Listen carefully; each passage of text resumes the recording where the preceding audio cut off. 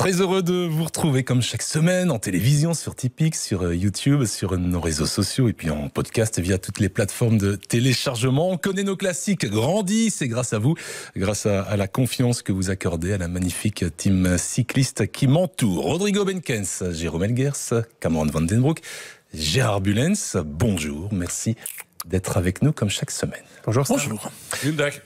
Yeah. On sort d'un week-end en Flandre et on y retournera très vite d'ailleurs avec À travers la Flandre mercredi et Ronde van Vlaanderen dimanche. Programme chargé donc avec les habituels débriefings des courses disputées ces derniers jours. Le 3, Wevelgem évidemment, la Catalogne, les habituelles préfaces des épreuves à venir, je viens de les citer, Dwars de Vlaanderen et le Tour des Flandres et avec une interview ô combien importante, attendue vu le contexte, l'interview de Stéphane Hulot, le patron sportif de l'équipe Lotto et donc le boss d'un Arnaud Delis qui nous semble un peu en perdition. Nous allons procéder dans l'ordre. Votre avis d'abord, vos avis sur cette 87e édition de Gand-Wevelgem, la classique des éventails qui a bien porté son nom une fois de plus avec le vainqueur, le même vainqueur Gérard Bulens qu'en 2020 que l'an dernier, un Mats Pedersen qui a survolé l'épreuve.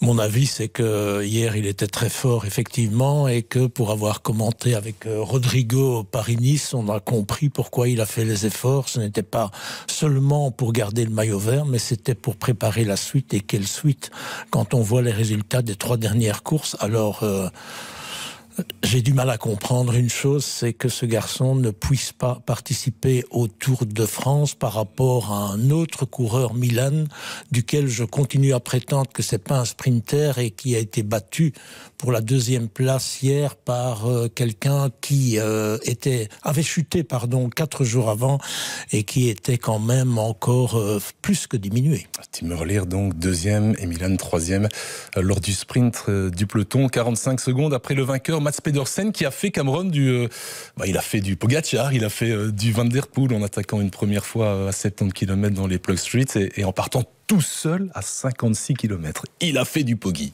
Bah oui, ça faisait plaisir de voir une fois quelqu'un d'autre que Pogacar ou Van Der Poel partir à autant de kilomètres de l'arrivée.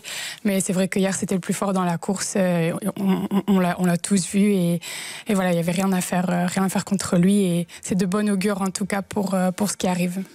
Rodrigo, ça casse les codes une fois de plus, hein. Le plus long solo de l'histoire de Gand-Wevelgem. On a vraiment fait les recherches. Le plus long solo de toute l'histoire, 87 éditions. Cette génération continue de casser les codes. Ouais, Pedersen est aussi le seul qui fait tout le programme. Il sera là mercredi. Et comme il disait, le tout maintenant, ça sera de ne pas tomber mercredi, parce que il était tombé, et il était diminué pour le Tour des Flandres l'année dernière. Mais on l'a dit, il a fait dimanche ce que Van Der Poel a fait vendredi, ce que Pogacar a fait sur l'Estrade Bianche, et ce que Remco Evenepoel nous habitue à faire sur Liège-Bastogne-Liège ou sur le championnat du monde. Et là, c'est une catégorie de coureurs qui roule plus à l'instinct que sur base d'une quelconque tactique. Alors, on peut se poser une question, comment un homme seul, dans les cas que je viens de citer, peut rouler tellement plus vite qu'un groupe parfois de 8, 10, 12, 15 coureurs, et pas n'importe lesquels, qui sont du top mondial. Donc parfois on nous enseigne des choses essentielles comme la gestion de l'effort, les relais, l'importance d'avoir un équipier pour être protégé du vent, l'aspiration, etc. Bon, manifestement avec ces gars-là, tout ça, ça n'existe pas. Gérard, et je termine en disant que je comprends pas les équipes. Quand on est avec des phénomènes comme ça, mais arrêtez de le relayer, hein. Derrière, vous allez quand même vous faire lâcher. Et on reviendra sur la course de vendredi. Moi, j'ai pas compris ce qu'ont fait les équipes Ineos. On en reparlera. L'équipe Ineos et l'équipe Lidl Trek, qui était admirable dimanche. Moi, j'ai pas compris. On en reparlera. L'ancien DS, manager d'équipe. Bien calculé parce que peu après le moment où il lâche tout le monde, il prend le vent dans le dos et il est très très costaud. Et il y a un travail assez extraordinaire de sable de ses équipiers dans le groupe derrière. Ça, il faut souligner véritablement. Pour venir mettre un peu la zizanie dans la poursuite. Gentiment. Ah oui, tout ça est très correct. Très correct, en fait, mais toujours en 2e position. Et puis un autre quand quelqu'un va prendre le relais. Et puis je pense que Mats Pedersen aussi, il y a beaucoup de coureurs qui ne comprennent pas ça, est un gars qui est très apprécié dans le peloton. Et donc ça joue automatiquement. Quand vous faites régulièrement un pied de nez aux autres, les autres ont tendance aussi à ne pas vous laisser sortir. Ici, il est costaud. La manière dont il le fait déjà à Paris-Nice m'a impressionné et je me doutais qu'un jour ou l'autre, et puis il a choisi le moment où il n'y a pas de Van der Poel, je vais être encore sympathique, il n'y a pas de Wout van Aert et il n'y a pas de Pogačar, donc c'était le bon moment pour le faire.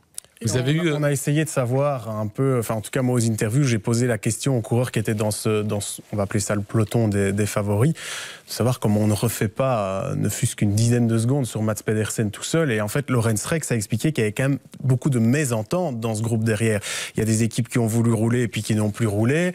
On a vu un coureur Alpecin faire longtemps le boulot, mais il n'y avait pas assez d'équipiers pour Jasper Philipsen.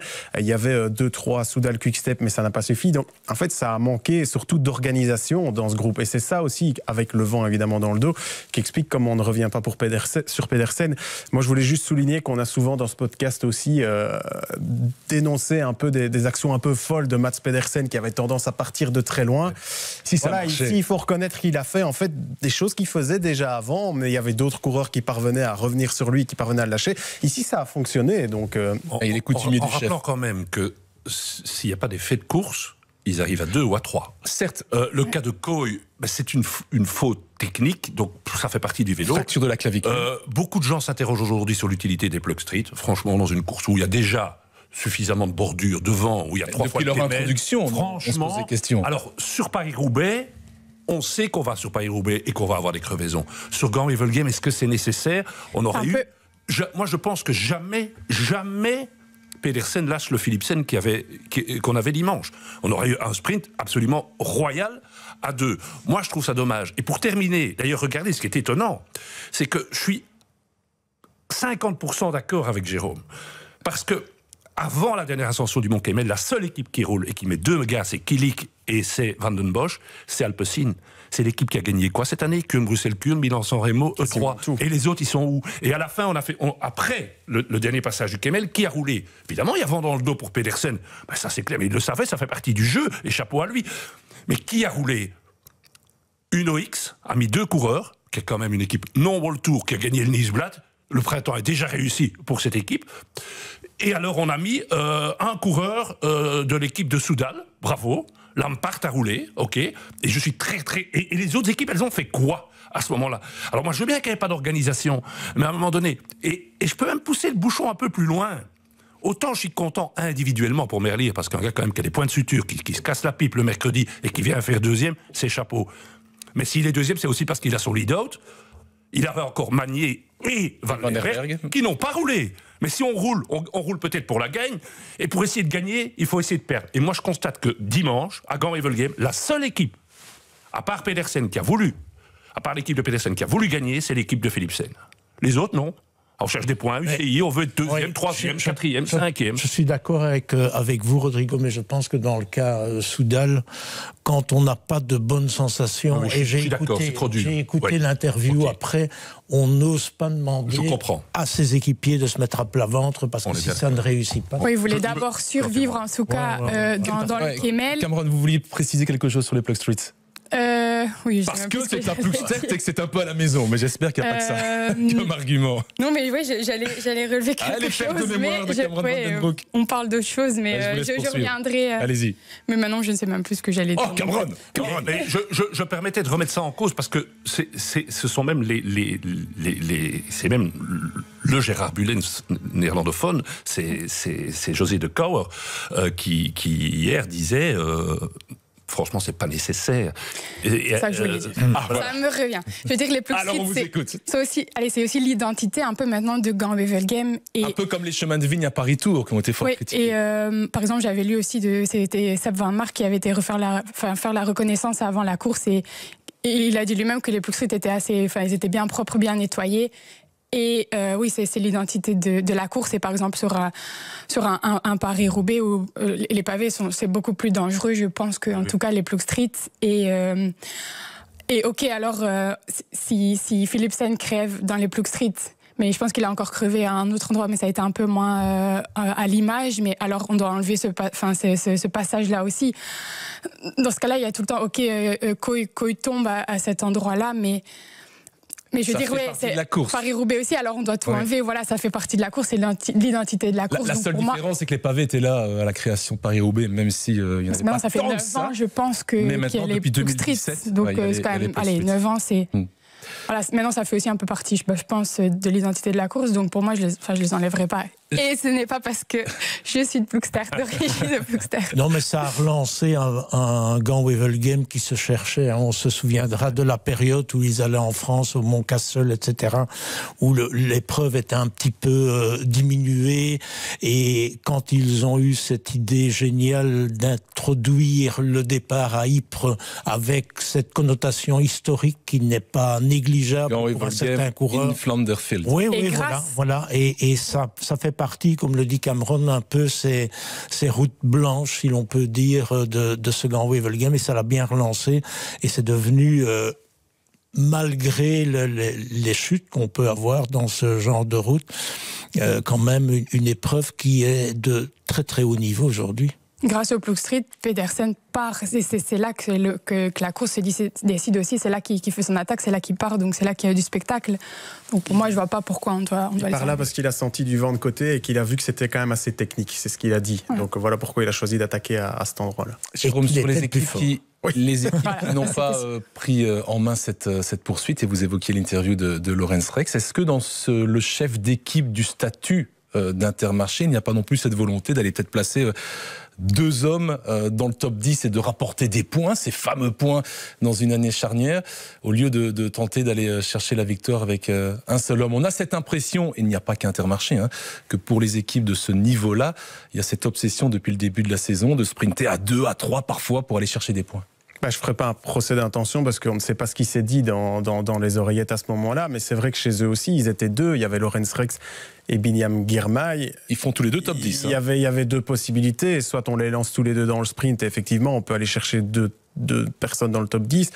Soit on sacrifiait Rex dans la poursuite pour que Girmay sprinte derrière, mais Rex tout seul, ça n'aurait pas fait la différence face à Pedersen. Il fallait alors avoir Rex un accord. Qui lance. Oui, mais Girmay aurait quand même terminé 2e et pas 1er. Donc, certes. Voilà. Ça rapporte un peu plus de... C'était un sprint particulier aussi. Il y a beaucoup de coureurs enfermés dans la bouche. C'était pas facile d'en sortir. Donc, Et on a vu Philipsen d'ailleurs. Ouais. Bien alors, il y a enfermé. 15 équipes World Tour qui n'ont pas participé si on considère que Soudal l'a bien fait, 15 équipes World Tour qui n'ont pas participé à la poursuite. Certains n'auraient pas les éléments pour le faire. Pas de sprinter. D'autres n'auraient pas envie, pas de sprinter. C'est un peu facile alors de commencer maintenant à taper sur le plus petit des 15 budgets.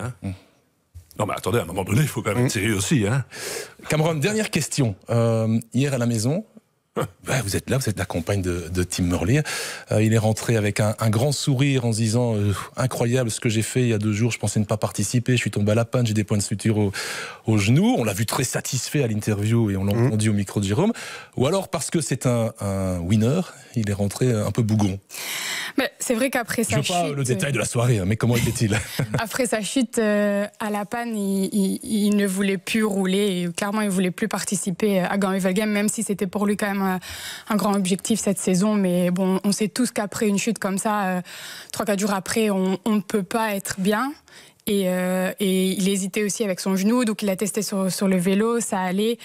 Mais bon, il n'avait pas dans son idée et Leo Case n'était pas d'accord avec lui, donc il a quand même dit que si, on te laisse sur... DS l'a insisté. On te laisse sur la liste et maintenant il doit quand même le remercier allez, qu'il a un peu, pas forcé entre guillemets, mais qu'il a laissé sur la liste parce que grâce à lui, il fait 2e. Après, c'était un peu un sentiment double parce que voilà, il fait 2e et une course comme ça, enfin c'est incroyable pour lui, c'est beau, mais il n'a jamais vraiment vu le jour entre guillemets dans la course. Il a subi la course. Il a dit qu'il avait beaucoup souffert. Ouais, il a beaucoup souffert. On le voit qu'il. C'est d'autant plus beau, donc. Oui, c'est sûr, mais voilà, et grâce à ça aussi, il a ajouté ici à travers la Flandre sur son programme, et en tout cas, il est très motivé maintenant pour cette course. Donc, Et il est sur la start list aussi provisoire du Tour des Flandres. Oui, non, ça. Non, d'accord, ok. Info de première main, il ne sera pas au Tour des Flandres, c'est quand même il sera bel et bien à Paris. C'est encourageant de voir ça. Quand vous voyez, ce sport est quand même un sport drôlement dur, quoi. Quand vous voyez que vous tombez lourdement le mercredi, qu'on doit vous recoudre et vous finissez deuxième d'une course aussi dure que Gand Evelgem, qui est beaucoup plus dure que par le passé. Je trouve que Cameron l'a merveilleusement bien défendu à cause des Plug Street. Je ferai suivre à José de Coer. Mais le vainqueur aussi, hein, c'est un old school, hein, au moment où on nous bassine les oreilles que avec les gains marginaux, avec la préparation scientifique, la nutrition, avec les stages. Lui, il fait tout l'inverse. C'est le vainqueur de course, entraînement, attaquer pour s'entraîner. Donc voilà. Ça peut marcher aussi. Faire des efforts en course. Regardez quand même le premier et le deuxième, les deux leçons qu'il nous donne. Peut-être qu'il faut aussi réfléchir un peu. Vive le vélo. On a quelqu'un qui attend dans les paddocks, dans les starting blocks d'ailleurs. C'est le patron de l'équipe Lotto, Stéphane Hulot, qui nous écoute religieusement depuis le début de cette émission. Bonjour Stéphane Hulot. Bonjour Cameron, bonjour à tous. Bonjour. Bonjour Cameron. Et pas bonjour Rodrigo, bonjour Jérôme, bonjour Gérard. Bonjour messieurs, voilà. bonjour Cameron, bonjour messieurs. Voilà. Merci Stéphane d'être avec nous parce que le contexte est un peu délicat en ce moment autour d'Arnaud Delis. On en parle beaucoup, on vous a entendu, on vous a vu dans de nombreux médias et on voulait évidemment vous entendre sur les antennes de la RTBF. D'abord, un premier mot concernant Arnaud Delis après la décision et le communiqué hier soir qui annonçait son forfait à travers la Flandre pour le Tour des Flandres. Dans quel état mental, moral est-il aujourd'hui ? C'est pas la fête. C'est le moins qu'on puisse dire. Oui, il y a une déception forcément. Maintenant, comme je le dis, c'est pas une surprise. S'il n'y a pas de miracle dans le vélo, on a du retard sur la préparation. La condition est loin d'être optimale. Il était prévu ce genre de situation, même si lui espérait autrement, et il avait quand même un bon feeling samedi soir. Maintenant, voilà, la raison est dictée par ce qui s'est passé. Donc c'est pour ça que l'adaptation a été immédiatement faite par rapport à son programme. Dans la foulée de l'annonce de son forfait pour les 2 courses de la semaine, Kurt van de Wouwer, donc l'un de vos directeurs sportifs, a déclaré dans la presse flamande: le mieux est de le retirer des compétitions dès maintenant. L'aligner sur des courses n'est bon pour personne. Et puis surtout, et là on a tiqué, il a dit: il faut qu'il se mette au travail. Sous-question, Stéphane, est-ce qu'il n'a pas assez travaillé, Arnaud ? C'est un ensemble de choses, mais la raison pour laquelle il n'est pas en condition, effectivement, le travail. Arnaud est quelqu'un qui a besoin de prendre du plaisir, et à partir du moment où il n'en prend plus, les choses s'enrayent assez facilement, ce qui a été le cas. Après, il y a des choses qui se passent en interne, et il n'y a pas non plus à pavoiser là-dessus. Je crois que le sport cycliste, je crois que c'est Rodrigo tout à l'heure qui parlait de difficultés, mais elle est à tous les niveaux aujourd'hui. J'aimerais pas être coureur aujourd'hui, sincèrement. Le monde a changé et il est très compliqué aujourd'hui pour les athlètes, quels qu'ils soient d'ailleurs, en fonction des hauts et des bas qu'ils peuvent connaître dans une carrière, de garder, je dirais, un moral à toute épreuve. Ils sont quand même assez jeunes. On essaye de les soutenir, de les supporter. Maintenant, il y a des jugements, il y a des commentaires, il y a pas que les médias, il y a les gens, il y a le fan de base qui est dans son canapé, qui sait tout mieux que l'autre, et forcément ça atteint parfois le moral. Mais le travail n'est pas à zéro. La condition n'est pas optimale, l'affûtage n'est pas parfait, mais on n'est pas dans la situation de l'année passée. Donc je maintiens que nous sommes sur une forme ascendante par rapport à la table ronde que nous avons fait la semaine passée. Et malheureusement, voilà, j'aurais préféré qu'il puisse maintenir son calendrier, mais il faut effectivement se poser les bonnes questions là. Alors, vous avez salué Cameron, et donc Cameron, elle a une question pour vous. Les autres aussi, hein, on va commencer par Cameron. Alors, chez nous, on se dit tout le temps, les courses se gagnent l'hiver. Donc, mon papy Jean-Jacques le rappelle, je pense, tous les jours à Tim. Donc, les courses se gagnent l'hiver. Est-ce qu'il a travaillé correctement cet hiver ? Alors, il a changé ses plans, il est parti 3 mois, il avait loué une maison 3 mois en Espagne. Voilà, donc l'entraînement a été, le foncier a été correctement fait.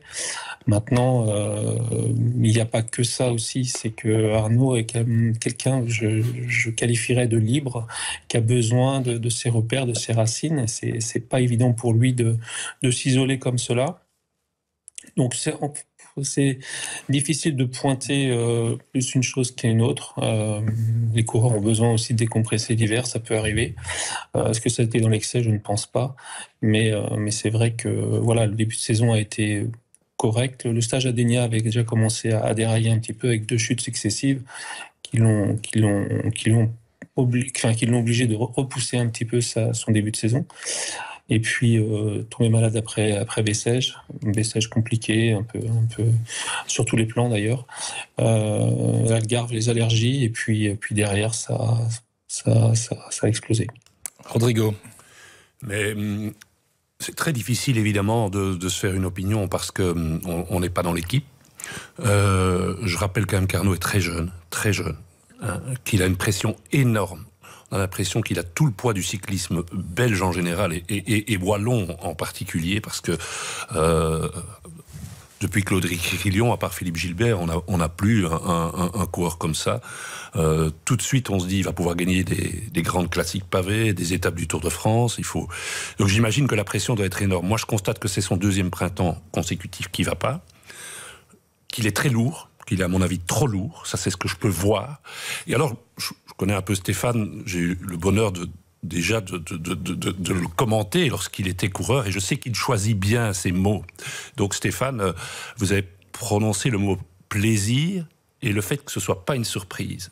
Donc nous, on l'a vu avec Gérard à Bessèges, on avait le sentiment qu'il avait du plaisir à ce moment-là.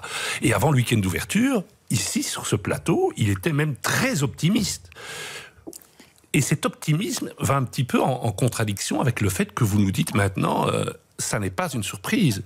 Que manifestement, on nous dit, c'est pas un problème médical comme l'année dernière, c'est pas un problème de maladie, c'est un problème de forme. Il a aussi changé d'entraîneur. Donc j'ai envie de vous demander, qu'est-ce que vous pouvez nous dire, que vous pouvez faire pour changer la situation et qu'Arnaud ne devienne pas le numéro 1 du monde, mais redevienne le gamin qu'on a vu il y a 2 ans. Qu'est-ce qu'on peut faire ? C'est une très bonne question. Si j'en avais la réponse, honnêtement, je saurais le dire immédiatement. Maintenant, on essaye de tout mettre en place, mais les devoirs sont partagés. À la fois pour Arnaud et à la fois pour nous. C'est-à-dire qu'effectivement, ma philosophie, elle est vraiment très humaniste déjà, c'est de comprendre un petit peu ce qui se passe dans sa tête, la notion de plaisir, pourquoi elle disparaît. Moi, des choses toutes bêtes qui m'ont déjà alerté, c'est quand il fait 4e sur la dernière étape d'Algarve, je crois que c'est Milan Frétin qui gagne, et qu'il me dit qu'il est content de son sprint, qu'il est parti un petit peu tôt, mais il est ravi. C'est pas le Arnaud qu'on connaît, c'est pas le Arnaud que je connais en fait. C'est cette rage de vaincre, en fait, n'était plus la même. C'est des petits détails, mais les mots ont un sens souvent. Et puis voilà, après, c'est ce week-end d'ouverture. Donc, encore une fois, on a posé les mots, on a posé les choses, la situation. Je pense qu'il est réceptif à cela. Aujourd'hui, moi, tout ce que je demande, c'est de le laisser un peu respirer, peut-être de l'oublier un tout petit peu. Mais j'ai pas de doute sur le fait qu'il va revenir très haut et très fort. Plus fort probablement, mais c'est vrai qu'on se répète depuis 2 ans. Mais là, il n'y a pas d'excuse à se dire, c'est la maladie de Lyme comme l'année dernière, ou un Covid long comme on l'a supposé. Non, je pense que aujourd'hui, c'est tout autre chose. Et oui, forcément, il a une prise de conscience à avoir, mais il n'est pas l'unique responsable de tout, forcément. Gérard Bullen. Ça, c'est important. Et quand même, Stéphane Lelot nous dit « J'ai pas de doute quant au fait qu'il va revenir plus fort que jamais ». Je pense quand même que cette phrase-là, dans le contexte actuel, c'est une phrase qu'il faut quand même sortir. C'est quand même le patron sportif, celui qui sait ce qu'il peut nous dire, ce qu'il peut pas nous dire, qui nous le dit.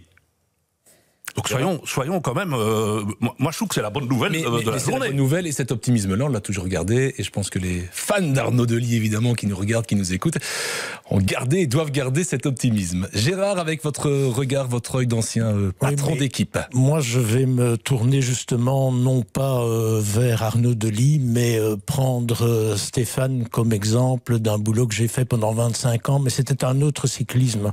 Et lui poser la question de savoir si aujourd'hui, avec ce qu'impose l'UCI pour aller chercher des points, pour aller courir aux 4 coins du monde avec cette internationalisation, est-ce qu'un manager aujourd'hui par rapport à... Moi, j'étais manager à l'époque où vous étiez coureur, Stéphane, et donc c'était une toute autre époque. Les 10 dernières années, le cyclisme a tellement évolué, tellement explosé. Est-ce qu'un manager aujourd'hui a encore le contrôle sur tout ce qui se passe dans son équipe? Parce que je trouve que ça part dans tous les sens, et quand je vous pose la question, je ne vous pose pas la question pour vous-même par rapport à l'équipe Lotto aujourd'hui, mais est-ce qu'en général, on parvient à tout contrôler à ce niveau-là?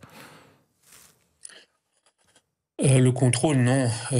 Mais est-ce qu'on l'a eu, le contrôle une seule fois? C'est vrai que le cyclisme a considérablement évolué. On a différents départements et c'est une évidence. Si on a investi dans la performance, il est nécessaire d'écouter un petit peu les avis et les décisions, ne serait-ce que sur le programme des courses, sur les choix de modifier un calendrier. Il y a plein de choses, il y a plein de paramètres qui rentrent en jeu. À une époque, il fallait courir pour s'améliorer. Aujourd'hui, on est plus sur une inverse, c'est-à-dire qu'il faut plutôt ménager le coureur et repartir sur un cycle d'entraînement. Moi, ce que je constate quand même depuis quelques années, c'est que un phénomène que je ne connaissais pas à la fois en tant que manager il y a une dizaine d'années et en tant que coureur, c'est le phénomène de surcharge mentale, pour ne pas parler de burn-out, de dépression. Il y en a un peu dans toutes les équipes aujourd'hui. C'est un sujet qui est relativement caché. Et je crois que tout ça, ça dépasse notre contrôle, justement, parce que la situation psychologique d'un coureur, c'est pas facile, en fait. On n'est pas psychologue, je suis pas médecin, j'ai fait de l'accompagnement mental pendant 12 ans dans une autre vie, et je sais à quel point les choses sont compliquées dans le monde dans lequel on est, et les situations de ce genre génèrent en règle générale des mauvais choix parfois. Donc c'est pour ça que j'insiste sur le côté humaniste et soutien. Parce qu'un athlète, quand il a du succès, quand tout marche bien aujourd'hui, sincèrement, moi, il m'entend pas, il me voit pas. Il n'a pas besoin de moi, il a suffisamment de monde autour de lui. La situation inverse, par contre, nécessite forcément beaucoup d'énergie. Jérôme, très intéressant évidemment cet aspect mental. Oui, tout a été dit, mais moi je l'ai eu au micro dimanche matin au départ de Gand-Wevelgem, et j'étais un petit peu inquiet par rapport à son discours, Arnaud, parce qu'il dit quand même: je dois retrouver le plaisir d'aller rouler. On y revient. La motivation n'est pas à 100%. Quand on sait ce qui lui est arrivé l'année dernière, on imaginait qu'il allait arriver avec un esprit revanchard ici sur ce printemps des classiques, avec en plus le maillot noir-jaune-rouge sur les épaules.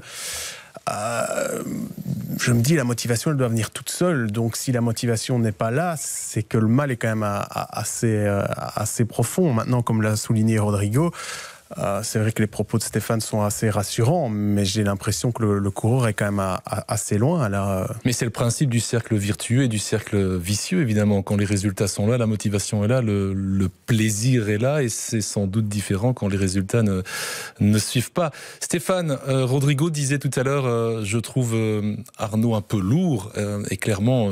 sans être un spécialiste de la diététique, on voit qu'il a quelques kilos de trop, et quand un coureur a quelques kilos de trop, c'est aussi peut-être parce qu'il ne fait pas, et c'est l'expression traditionnellement utilisée dans le monde du cyclisme, il ne fait pas le métier. Est-ce qu'il est vraiment à l'écoute de tous les conseils que vous pouvez lui donner en interne ?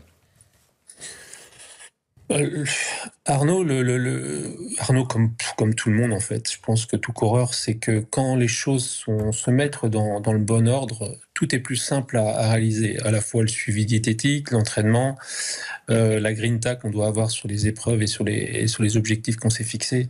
Aujourd'hui, la machine est enrayée, donc forcément... il y a des compensations qui peuvent se produire, notamment sur le sucre et la nourriture. Et puis, on va dire qu'Arnaud a une facilité de ce côté-là, ce qui est souvent d'ailleurs un signe de gros moteur. Il prend vite, mais voilà, ça reste, je dirais, une situation évidente. On va pas se mentir.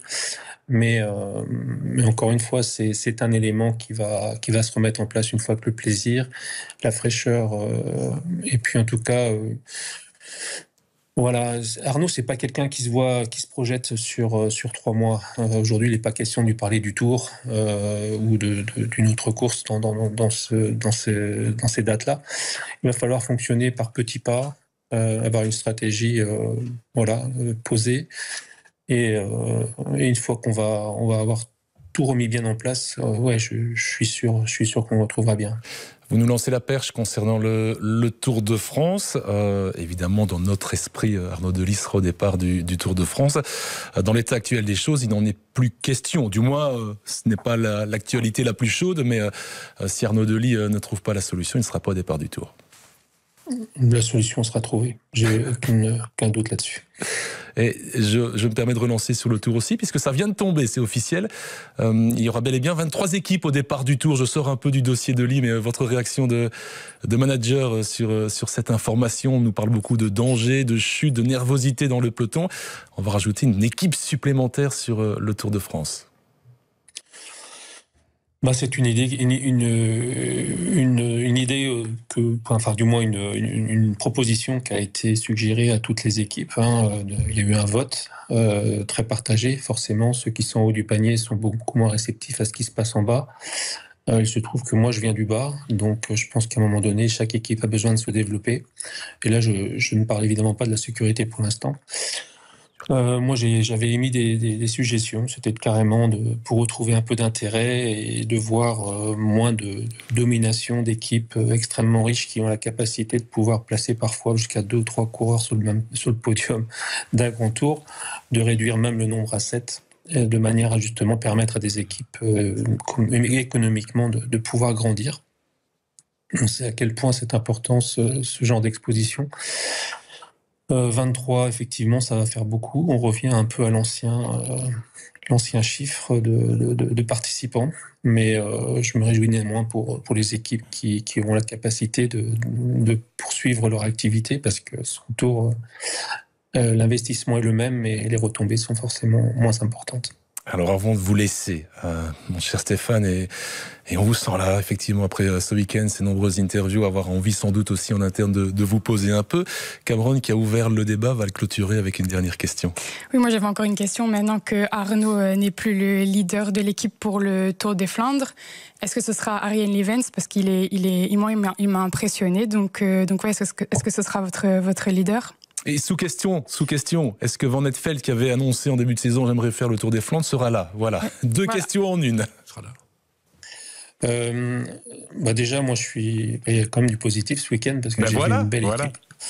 Une très belle équipe avec un Berkmoes qui vient faire 8e, Ariane qui enfin ose des choses, à ses gardes qui montent en pression, qui devrait nous faire un beau Roubaix à minima, et puis Brent Van Moer qui est toujours présent, donc déjà ça c'est le bon point. Et puis au niveau leadership, on est sur une ouverture justement de ces contraintes qui génèrent des opportunités.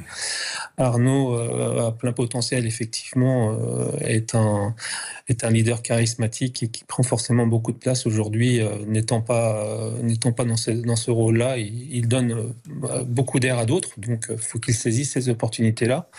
Ariane l'a montré hier, mais d'un point de vue leadership, on a peu de lecture sur personne se dégage véritablement. Yeno est très fort, de plus en plus en fait. Il a pris lui aussi a été malade en début de saison et monte en pression. Donc je pense qu'il va être intéressant de le voir sur cette semaine.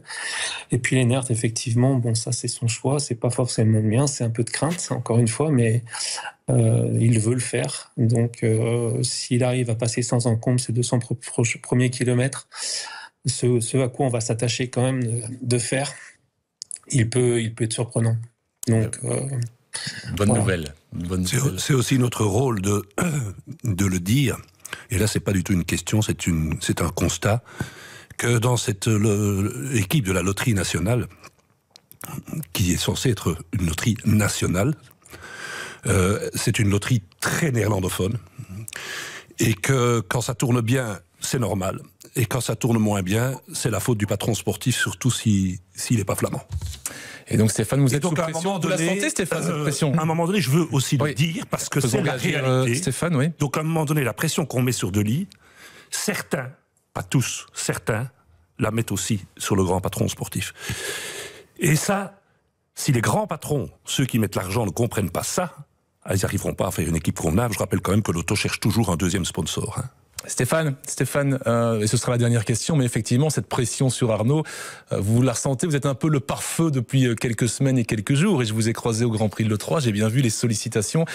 La presse néerlandophone ne vous a pas épargné ces dernières semaines non plus, et donc vous, voilà, le patron, comment vous vivez ça, et est-ce que vous sentez d'en haut une pression un peu excessive ou du moins supplémentaire ?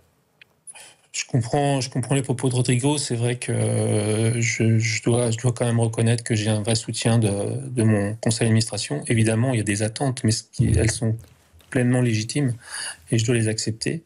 De l'autre côté, je suis aussi avec le parapluie au-dessus de mon équipe, de mes coureurs, mon staff.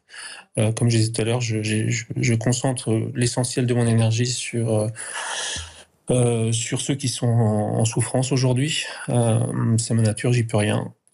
Pression ou pas, de toute manière, c'est comme ça que je fonctionne. Et puis, effectivement, on a aussi le désir, la volonté d'infléchir notre budget. Donc, forcément, de trouver un partenaire, un copartenaire. Donc, ce sont oui, c'est des moments lourds. Mais après ce néerlandophone, oui, je crois que malheureusement, je suis pas le seul. Hein. J'ai pu lire un peu les commentaires sur Wout van Aert dernièrement sur des coureurs. C'est toujours assez pénible de s'attaquer de cette manière-là, mais si j'ai bien compris, c'est comme ça que ça se passe en Belgique. Donc, on s'y fait. J'essaye de me boucher les oreilles. Et puis, à la rigueur, c'est pas trop difficile. C'est plus pour ma belle famille qui forcément... et qui est néerlandophone, la belle famille. Bien sûr, qui est un peu lâche, qui trouve ça un peu lâche et incorrect. Mais bon, chacun a sa déontologie journalistique, j'ai envie de dire. Merci beaucoup Stéphane d'avoir répondu à toutes ces questions. Plaisir de vous recroiser avec un grand sourire. On reste aussi optimiste et on croise les doigts pour que ça se passe bien dans les prochaines semaines pour l'équipe Loto et pour Arnaud Delis. Merci beaucoup. Ça va aller. Mon cher Stéphane, un peu de repos aussi, hein. Faites la sieste dès que vous avez besoin. J'ai pas très bien dormi cette nuit. L'occasion. Merci beaucoup Stéphane Hulot. Voilà, longue interview bien posée avec un homme qui pose bien ses mots, comme le disait Rodrigo. C'est déjà le cas en tant que coureur et c'est encore le cas, encore plus d'ailleurs en tant que manager d'équipe. Il y a une chose qu'on a évoquée avec Stéphane rapidement, c'est cette accumulation de chutes dans le final de la panne.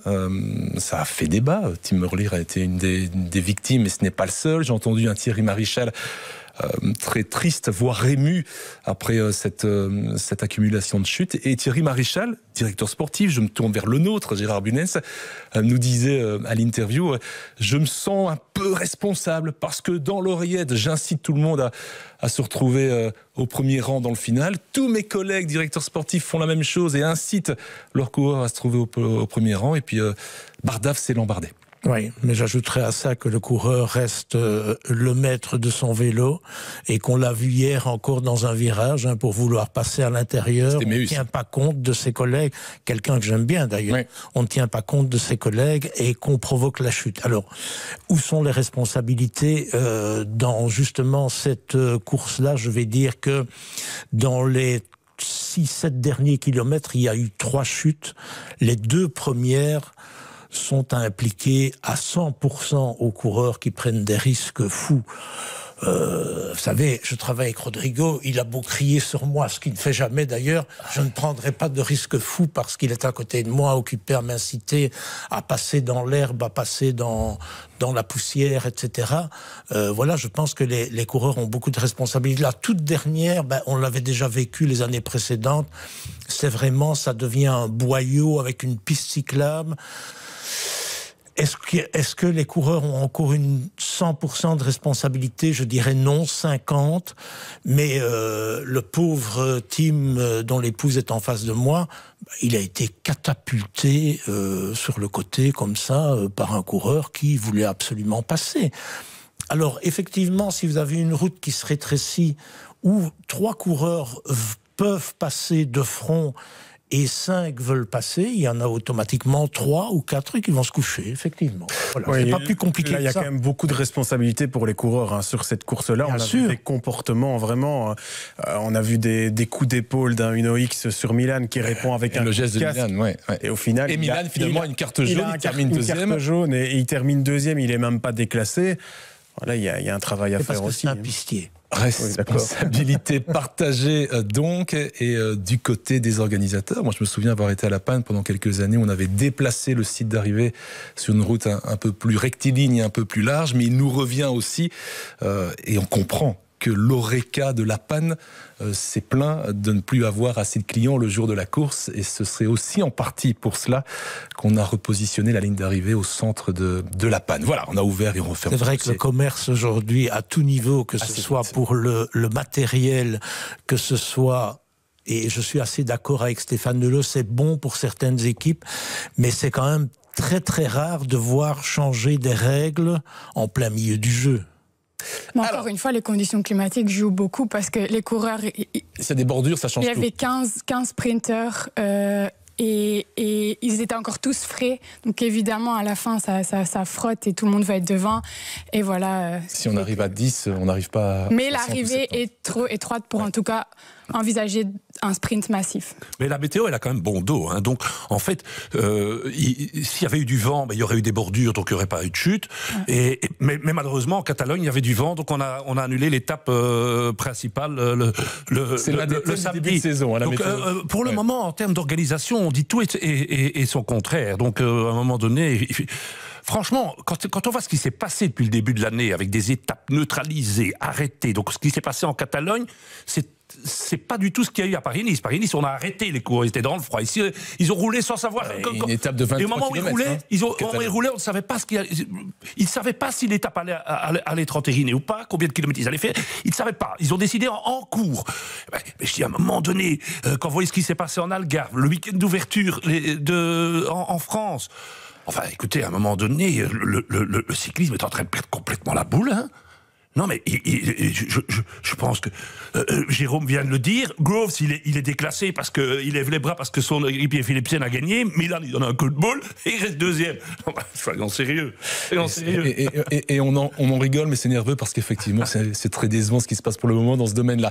Juste un mot, ça va être assez rapide sur le Gand-Wevelgem féminin. Et puis on parle du Tour des Flandres et du Cave Van Aert. On a le cas de Lee, on a aussi le Cave Van Aert. Et on a encore un quart d'heure devant nous. Nouvelle démonstration.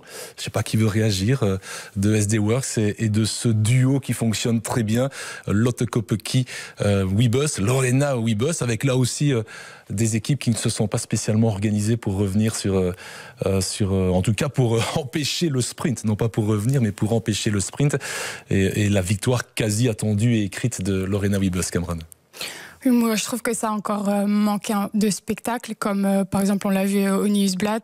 Je trouve qu'en ce moment, ça manque un peu. À San Remo aussi. Finalement, c'est quand même Webus qui gagne aussi. Donc c'est vrai qu'il manque un peu de spectacle en ce moment dans les courses féminines. Mais après, Webus, c'est un phénomène au sprint. Et quand on est emmené par quelqu'un comme Lotte Kopecky, voilà, c'est sûr qu'on a du succès, mais je pense que Webus va bien le rendre à Kopecky, par exemple ici autour des Flandres, donc je pense que c'est un duo qui marche bien. Total respect pour Lorena Webus qui mérite sa victoire, mais j'espère pour le cyclisme féminin qu'il y a une jeune coureuse qui va avoir des très bonnes qualités au sprint, parce que sa domination dans les sprints à Lorena Webus, ça ne sert pas vraiment le cyclisme féminin. Hein. On a dit d'ailleurs ici que le fait qu'il y ait une Vollering, qu'il y ait un peu plus de rivalité dans les coureuses, ça avait amené le cyclisme féminin plus haut. Dans la discipline du sprint, dès que Lorena Webus est là, on a l'impression que c'est plié, et ça c'est un petit peu dommage. 26 26 ans, 100e victoire. À ce rythme-là, effectivement, s'il n'y a pas un peu de concurrence dans les sprints, elle passera les 200 à coup sûr en fin de carrière. Hein. C'est énorme. Enfin, Wiebes lancé par Kopecky, c'est Philipsen lancé par Van der Poel. Bien sûr. Maintenant, on parlait des autres équipes côté masculin qui n'avaient pas réagi et qui n'avaient pas tout donné peut-être pour revenir sur Pedersen. Ben, le constat est le même dans la course dame. Dame, évidemment. Mais le succès n'est-il pas dû au fait que c'est la meilleure équipe au monde au niveau féminin parce qu'ils n'en ont rien à faire du cyclisme chez les hommes? Ah, il n'y a pas d'équivalent d'équipe, voilà. Effectivement. Les Lidl ont un équivalent masculin, par exemple. On s'occupe tout d'abord du cyclisme masculin, et puis parce que l'UCI a demandé, on a fait aussi une équipe féminine, et parfois... un peu contraint et forcé. On a dû gratter pour trouver des femmes qui veulent bien faire du vélo. C'est toujours ça le problème du cyclisme féminin aujourd'hui. Hein. Réflexion, mais elles sont toutes intéressantes, mais celle-là particulièrement, mon cher D'ailleurs, hier... Gérard. Merci. La semaine prochaine. Voilà, vous avez gagné votre ticket pour la semaine prochaine. Ce qui m'a marqué, c'est qu'au plus on approchait l'arrivée hier, au plus le peloton était gros. Alors que normalement, c'est l'inverse. C'est l'inverse, ouais. Mais là, ça m'a vraiment marqué. Donc ça veut dire beaucoup sur la course. Alors, Wout van Aert. Autre cas... délicat s'il en est, Wout van Aert, en qui on a toujours envie de croire, comme on a envie de croire en Arnaud Delis. Wout van Aert, mal placé au pied du Taillenberg sur le Grand Prix de l'E3, ce qui est déjà impardonnable dans son chef. Pas si mal placé. Hein. Ouais, mais en tout cas, il n'a pas pu réagir peu trop loin pour réagir malgré tout. Et il fallait avoir les jambes, en tout cas, pour réagir. J'ai juste une déclaration de Grisha Nierman, l'un des directeurs sportifs de Visma, et puis on réagit tous ensemble. Je ne pense pas que ce soit une question de ne pas vouloir, mais plutôt une question de ne pas pouvoir. Donc ça, c'est un DS de Visma qui, dans la presse, a déclaré cela concernant Wout van Aert. Ça veut tout dire. Force est de constater que l'équipe Visma de cette année-ci n'est pas l'équipe Visma des années précédentes, qu'il y a eu des changements en interne, notamment au niveau de l'entraîneur, et l'entraîneur c'est important, ne revenons pas sur d'autres cas, l'entraîneur c'est important au niveau de Wout van Aert, au niveau de la gestion de l'équipe, il y a eu des différences aussi, et nous avons constaté à Paris-Nice que Jorgensen gagne presque Paris-Nice tout seul, hein, que l'équipe n'était pas très présente, etc. C'est une grosse différence.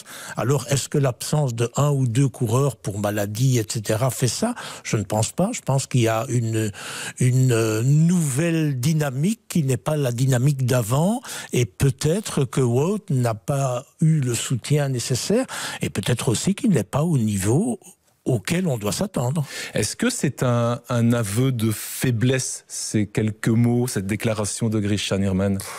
J'ai appris ces dernières années à ne pas me baser sur les déclarations en termes de communication de chez Visma, mais celle-ci est un peu en décalage par rapport à ce qu'on a l'habitude d'entendre chez eux. Certes, alors bon, il y a les faits. Alors on en a déjà parlé ici, genre j'ai lu beaucoup, Van Aert aurait dû être à Milan-San Remo, il aurait dû être à Gand-Wevelgem. Bon, il l'a pas fait. Il a choisi un programme, il s'y tient, qui fait qu'il ne fait que 4 courses. Il y en a une qui est déjà passée, ça n'a pas marché. Il y en a 2, ce sont ces 2 objectifs. S'il veut les atteindre, il devra battre les 2 fois et Pogacar et Van der Poel. On connaît les données. Il reste mercredi. Je ne vais pas déjà dire qu'il doit sauver son printemps, mais mercredi, mais les autres ne sont pas là. Les 2 ne sont pas là. Donc, c'est très important ce qui va se passer. Moi, j'ai envie quand même un peu de calmer le jeu. Wout van Aert est un mec qui nous a fait rêver pendant des années. Faut pas l'oublier.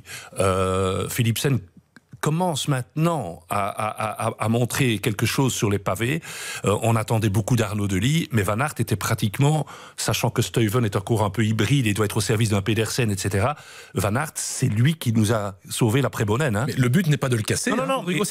Mais j'entends quand même je lis beaucoup de critiques. On est très dur. Et ceux qui sont les plus durs et les plus critiques avec lui, c'est ceux qui l'ont aussi le plus encensé. Donc je trouve à un moment donné, faisons-lui confiance. C'est un garçon intelligent. Kelderman, qui revenait aussi du stage, n'a pas été bon sur le Tour de Catalogne. Il est 21e à presque 4 minutes. Benoît était meilleur dimanche que vendredi. Attendons de voir mercredi. Je ne dis pas que Van Aert va battre les autres. Je pense que le Tour des Flandres. Mais ce Van Aert-là, moi, je continue à y croire pour Paris-Roubaix. Je vous assure, je continue à lui faire confiance. Le seul problème pour Van Aert, c'est qu'il faut qu'il ne soit pas malade et qu'il ne tombe pas. Or, ça, regardez ce qui s'est passé quand même depuis 2020. Et qu'il ne crève pas. Ouais. Oui. Et il a misé toute sa préparation. Il a misé toute sa préparation sur le rond des Roubaix. Donc moi, j'attends de voir, avant de dire si c'est inquiétant ou pas, j'attends de voir ce qu'il a fait là. Après, il ne faut pas oublier que je pense que c'est un des seuls coureurs qui a été hors course, ou en tout cas qui a arrêté une longue période le vélo. Il a fait ça plusieurs fois, que les Mathieu Van Der Poel, Pogačar n'ont jamais eu. Et donc ça, je pense que ça reste quand même, et qu'il lui faut du temps pour revenir. Mais ouais, et je pense que mercredi, ça sera compliqué pour Wout. J'espère pour lui, mais il faudra mettre le Verstanding à 0 au départ. On rappelle que c'est là, il y a un an, souvenir est tombé, de l'année dernière. Ouais. Mais moi, je me demande si Van Aert échoue. On ne peut pas parler d'échouer, mais s'il n'atteint pas ses objectifs, si Van Aert à un moment donné, mais est-ce qu'il est capable de ça, est-ce qu'il en a envie, parce que la famille c'est important, si Van Aert ne va pas devoir faire ce que Remco Evenepoel a fait et quitter un peu la pression de quitter la Belgique. Oui. Ouais. Oui, carrément, je me pose la question, à un moment donné. À un moment donné, c'est hallucinant. Quand ça va bien, c'est la folie. Et quand ça va pas, je trouve qu'on est beaucoup trop dur. Parce que ce qu'il a fait à la Vuelta, c'était énorme. Et comme le disait Cameron, les 2 chutes qu'il a eues, d'un point de vue physique, c'est tellement dur qu'il faut aussi que son mental se remette. Maintenant, il y a ce qu'on peut lire et entendre, et notamment dans la presse, et notamment dans les réseaux sociaux, mais sur la course, et vous étiez là aussi à l'E3, Jérôme, les spectateurs étaient là, les supporters étaient là, et on n'a pas entendu non plus de coups de sifflet vis-à-vis de Van Aert. Il a toujours quand même le soutien populaire au nord du pays. Ouais. Mais par contre, moralement, la course de mercredi va quand même être très importante, même si, comme l'a dit Gérard, ce ne sera pas simple parce qu'il va se remémorer cette chute. Mais quand il a terminé la course vendredi à l'E3, il n'avait quand même pas une belle tête. Il était, à mon avis, il s'était pris une petite claque quand même. Je pense qu'il attendait beaucoup mieux au niveau de sa condition. Et donc, il ne faudrait pas que ça se répète mercredi. Je pense que s'il arrive à se remettre un peu plus dans le match mercredi, eh bien, ça servira pour les Flandres et pour Roubaix. Mais je crois qu'il a vraiment besoin là d'être rassuré sur sa condition et ses jambes. Yann Bakelans, qu'il connaît très bien, disait, moi je l'ai vu après l'arrivée vendredi, ce qui me rassure, c'est qu'il était très serein. Il n'était pas content de sa prestation, mais très serein, très détendu. Et moi, je l'ai vu effectivement directement, et ce sont des images qu'on a l'habitude de voir, et on voit parfois Cameron à la télévision quand Tim réalise une performance, mais les caméras étaient braquées sur Wout, et directement l'un de ses enfants dans les bras, et ça lui a fait beaucoup de bien directement sur le visage, c'était clair. Ça peut aider. Absolument. Je pense que ça, c'est ce qui. Et c'est un être humain, et peut-être plus humain que d'autres. Oui, le soutien du public, et puis toujours une franche honnêteté lors de l'interview. Où il répond correctement, il dit les choses comme elles sont. Il n'y a pas de bluff chez lui, il n'y a pas de tentative de masquer certaines choses. Il dit les choses comme elles sont, et ça, je pense que le public apprécie énormément. Est-ce que finalement la déconsidération de certains pour Wout van Aert ne pourrait pas l'aider dans ses 2 objectifs, le Tour des Flandres et surtout Paris-Roubaix, d'avoir, à contrario de tout ce qu'on peut dire, un peu moins de pression puisqu'on ne croit pas ou qu'on ne croit plus en lui? Je pense qu'il a passé un cap, Wout. Déjà, on l'a vu en cyclocross cet hiver. Il a moins roulé que Mathieu. Mathieu lui a mis une claque presque à chaque cyclocross, il faut bien l'avouer. Mais il l'a toujours pris avec le sourire. Et quand il était 2e, pour lui, c'était un plus. Et je pense que là, au niveau mental, il a passé un cap. Parce qu'on se souviendra, dans les années précédentes, je reviens encore une fois au cyclocross, que quand il était battu par Mathieu Van Der Poel, il avait une tête sur le podium qui était plus que crispée, mauvais perdant, son caractère, etc. Il a complètement changé à ce niveau-là. Et ça peut être un plus mental. Ou un moins aussi. Oui, un moins dans la course, parce que, manifestement, on l'a déjà vu, il y a 2 ans au Tour, il ne prendra plus les mêmes risques dans un sprint. Mais sur Mathieu, c'est quand même intéressant, parce que c'est vrai que c'est Pedersen qui lance la course vendredi. Moi, je reste convaincu que Mathieu, il râlait. Il l'a dit après, il a cité des équipes, il y a eu une chute, il a dû faire rouler ses équipiers pour revenir, et il dit, là, il y a certaines équipes qui ont roulé, ça ne se fait pas quand il y a des coureurs qui sont à terre. Et moi, je pense qu'un Mathieu qui est titillé, qui est énervé, ça lui a donné envie de faire quelque chose. Et donc, moi, je pensais que sans Pogačar, il allait un peu plus la faire mollo, attendre un peu. Non, non, pas du tout. Et l'enseignement d'Harelbeke, pour moi, c'est que pour battre Pogačar et Van der Poel, il faudra faire exactement le contraire de ce qu'on a fait pour avoir une petite chance à Harelbeke. Je rappelle qu'on a 3 hommes devant. 3 super coureurs. Mais pourquoi Ganna et Pedersen relaient Mathieu Van der Poel, comme ils l'ont fait, en sachant qu'ils vont être lâchés? Surtout qu'ils ont derrière un groupe dans lequel il y a Kung, il y a Wellens, mais il y a aussi Tarling, équipier de Ganna, et Stuyven, équipier de Pedersen, qui eux ne roulent pas dans l'échappée derrière. À un moment donné, ils sont à 25 secondes. Mais vous imaginez toute la différence que ça fait. Si Ganna et Pedersen ne roulent pas devant, et si Stuyven et Tarling roulent derrière, il y a peut-être un groupement. Je dis pas qu'on a une autre issue, parce que Mathieu met quand même 1 minute à Pedersen, 2 minutes à Ganna, et presque 3 minutes à tous les autres. Mais à un moment donné, si vous roulez comme ça, moi, je vois le bloc collectif de haut niveau. Non, mais je vois le collectif de Lidl Trek. Si tout le monde est là par la porte, j'entends que Van Baarle va mieux. Si tout le monde est là autour de Van Aert, en homme contre homme, vous savez que Van der Poel et Pogačar, vous ne les battrez pas. Donc au moins essayez quelque chose de stratégique. Et ça, dans Harelbeke, j'ai pas du tout vu et pas compris. Et je sentais même Stuyven un peu frustré, disant ouais, j'en avais encore sous la pédale. Et Stuyven, Tarling qui se met à rouler.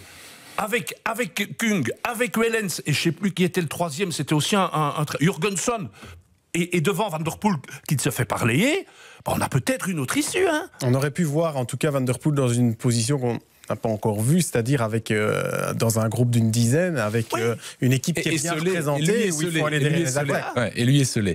Alors, on va se plancher quelques instants, il nous reste 5 minutes, sur votre prono pour à travers la Flandre, et ça nous permettra aussi de mettre en avant l'un ou l'autre coureur à suivre, outre ceux que l'on a déjà cités. Juste un rappel, pas un rappel, je vous l'annonce, si vous n'étiez pas au courant, le grand vainqueur du prono sur la dernière course en date, le Tour de Catalogne, eh bien, c'est Rodrigo Benkens qui marque son premier point. Tout arrive. Moi, on me dit toujours que sur un tour de 3 semaines, je gagne la 4e semaine. Donc... Lennert Van Eetvelt, 8e, et donc le mieux classé de tous les noms que l'on avait cités ici au classement général. Cameron est toujours en tête avec 2 points, et désormais un trio, Jérôme, Gérard, Rodrigo, Gérard, Axel, parce qu'Axel avait joué pour vous. Il avait bien joué, parce qu'avec vous l'entendez, mais en fait. Richitello termine 11e, donc c'était bien vu de la part d'Axel Merckx, et Samuel Guerlois toujours planté avec ses 0 points. Alors, la pépite du jour, Dwars door Vlaanderen à travers la Flandre, un coureur qui n'a jamais terminé dans le top 10 d'un monument et qui n'a jamais terminé dans le top 10 d'à travers la Flandre. Juste le nom, et si c'est une explication, une petite ligne. Cameron, comme vous étiez dernière du prono sur le Tour de Catalogne, mais leader du classement général, c'est vous qui commencez.